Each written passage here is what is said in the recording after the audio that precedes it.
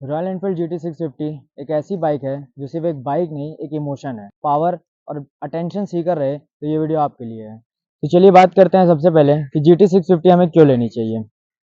सबसे पहले हम बात करेंगे तो इसका 648 सीसी का parallel twin engine retro cafe racer bike का जो इसका डिज़ाइन है, जो इसका स्लीक डिज़ाइन है, टॉप एंड में इसका कोई जवाब नहीं है। तो चलिए अब बात करते हैं इसके स्पेसिफिकेशंस के बारे में। सबसे पहले 648 सीसी का parallel twin oil cooled engine दिया गया है इसमें। और दूसरी जो इसका इंजन है वो जनरेट करता है 47 bhp का पावर और 52 Nm का टॉर्क। और ये बाइक आती है 6 स्पीड गियर के साथ जो अप्रॉक्स 170 किलोमीटर पर आवर की स्पीड पे जाती है।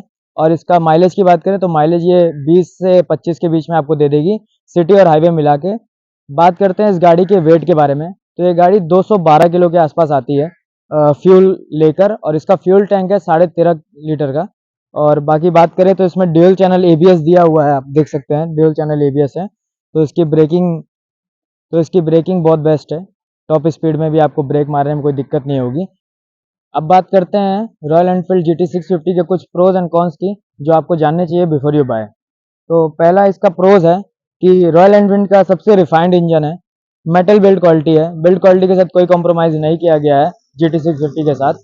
और बाकी बात किया जाए इसके डिज़ाइन की तो आप देख सकते हैं पूरी कैफे रेसर लुक है, डिज़ाइन में कोई कॉम्प्रोमाइज़ नहीं किया GT650 के साथ। ड्यूल चैनल का एग्जॉस्ट मिल जाता है आपको, जो कि आम 650 सीसी बाइक में नहीं दिखा जाता है। ड्यूल चैनल एग्जॉस्ट इंटरसेप्टर और अभी जो रॉयल एनफील्ड की सेगमेंट्स आ रही है इसी में सिर्फ देखा जा रहा है ड्यूल एग्जॉस्ट सिस्टम।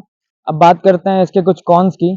तो ये बहुत लोगों को ओवरवेट लगती है, स्पेशली जब आप ट्रैफिक में रहते हैं तो ये बहुत ओवरवेट है।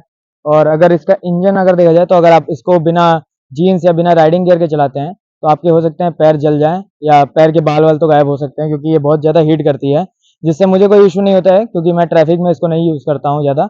और बाकी अगर आप ट्रैफिक के पर्पज़ से या सिटी या लॉन्ग राइड के पर्पज़ से ले रहे हैं तो ठीक है, पर ट्रैफिक में ये हीट करती है जो कि एक इशू है ओवर हीटिंग का। और 650 सीसी का इंजन है तो हीट तो करेगा।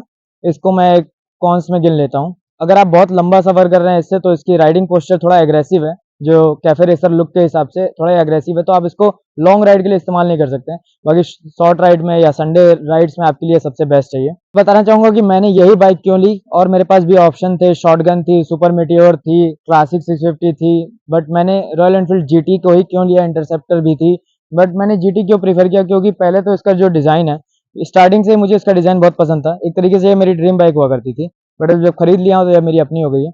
तो अब बात करेंगे कि मैंने क्यों लिया। तो मुझे पर्सनली इसको सिर्फ संडे राइड्स या कहीं मैं छोटी राइड्स कर रहा हूँ तो उसी के लिए चाहिए था, और मुझे एक कैफे रेसर लुक बाइक चाहिए थी। और इसका स्पोक व्हील डिज़ाइन, इसके बाकी जो भी डिज़ाइन है मुझे बहुत अच्छे लगते थे, इसीलिए मैंने ये परचेज़ किया है। बाकी मुझे कोई हीटिंग इशू से कोई इससे प्रॉब्लम नहीं है।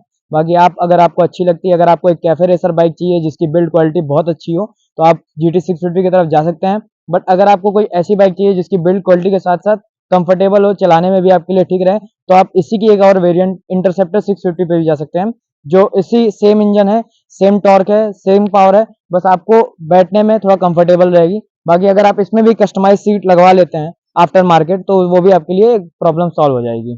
तो दोस्तों, मैंने बता दिया कि मैंने GT650 क्यों लिया, मैंने आपको कुछ प्रोज भी बता दिए, कुछ इसके कॉन्स भी बता दिए।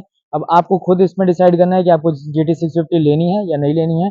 बाकी जो भी आपकी क्वेश्चंस हैं या आपके कुछ मेरे लिए कुछ जवाब रहेंगे या मेरे से आप मुझसे कुछ पूछना चाहते हैं तो आप मुझे कमेंट सेक्शन में आप कमेंट कर सकते हैं। बाकी GT650 के बारे में अभी मुझे सिर्फ 10 दिन हुआ है इसको लिए हुए, तो मैं इसका फुल रिव्यू तो अभी नहीं दे पाऊंगा। तो 1 महीने बाद जब हम इसकी पहली सर्विसिंग करा लेंगे उसके बाद मैं आपको इसका फुल रिव्यू दूंगा चैनल पे। क्वेरी है तो आप मुझे कमेंट सेक्शन में पूछ सकते हैं GT650 से रिलेटेड। Thank you.